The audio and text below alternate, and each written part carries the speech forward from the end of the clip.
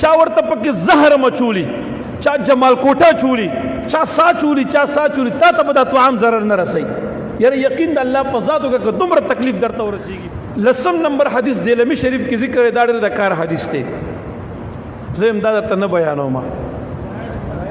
نه مړه تاسو جواب نه راکوئ، په داسې کمزوري جواب خو د سره نه بیانوم. بیان کم یا نه؟ خلیفہ صاحب د مخې درته بیانوم. حضرت انس رضی الله عنه نه روایت دی، دا د نبی علیہ السلام 10 کاله خادم پاتې شوی او دا حدیث شریف دیلمی شریف کې ذکر دی. نبی علیہ السلام مبارک فرمای چې کله یو انسان د خوراک یا د سکاک په شی باندې دا کلمات وایي نو دا طعام کې کچا زهر مچولی د الله محبوب فرمای چرې بم ته ضرر اون رسي. او والله دا خبر ریښتینی ده، په دې کې د ذری برابر شک نشته. کچا ورته پکې زهر مچولی، چا جمال کوټه چولی، چا سا چولی، چا سا چولی، تا ته به دا طعام ضرر نه رسي. یاره یقین د الله په ذاتو کې دومره تکلیف درته ورسېږي او دا خبره تجربونه ثابته شوې ده. کلمات څه دي؟ نبی علیہ السلام مبارک فرمای چې کوم انسان د طعام یا د خوراک په شي دا کلمات وایي بسم الله وبالله الذي، مبارک فرمای کوم انسان داسې وایي چې بسم الله وبالله الذي لا يضر مع اسمه شيء في الارض ولا في السماء یا حي یا قیوم. بس اور یو کلمات داسې حدیثو کې ذکر دي، بسم الله الذي لا يضر مع اسمه شيء في الارض ولا في السماء وهو السميع العليم. دا کلمات درېزل سحر درېزل ماښام وایا. حدیث کې وایي چې چا درېزل دا سحر ویل تر ماښامه پورې دی د هر قسم آفاتونه الله محفوظ ساتي. که چا ماښام ویل تر سحر محفوظ به.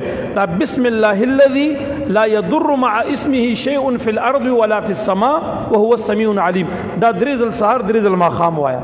او چې کله چا طعام درته کېښودو نو د طعام په ابتدا کې یا چا شربت او بو سم درکول نو دا کلمات وایي، مونږ خپل هم وایو دا کلمات وایا او په یقین سره وایي، یو ځل وایا په یقین او اعتماد سره وایا. کلمات څه دي؟ بسم الله وبالله الذي لا يضر مع اسمه شيء في الارض ولا في السماء یا حي یا قیوم. هغه کې اخر کې راځي وهو السميع العليم او دې کې به صرف یا حي یا قیوم. هغه کې وایي بسم الله الذي او دې کې به بسم الله وبالله الذي لا يضر مع اسمه شيء في الارض ولا في السماء یا حي یا قیوم. دا د دیلمی شریف حدیث دی، حضرت انس رضی الله تعالی عنہ دا حدیث نقل لے. دا کلمات وای، دا ډیر د کار کلمات دي. اهمیت به هغه چاته معلوم شي چې چا دا وویل هغه ته بیا دې پته لګي ان شاء الله. دا دغه طعام سره بستا ګېډه کې مروړ نه راځي، تا ته به د ګېډه درد نه پیښیږي، تا ته به ګېډه خرابي نه راځي. یقین په الله وکړه د سل قسم امراضو د معدې نه به خدای محفوظ ساتي. دا کلمات وایا.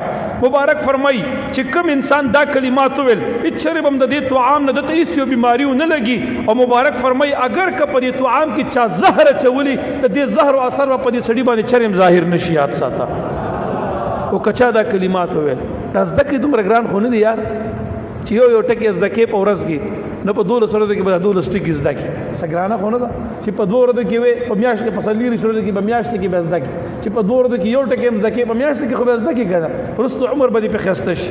دا کلمات خامخا وایي.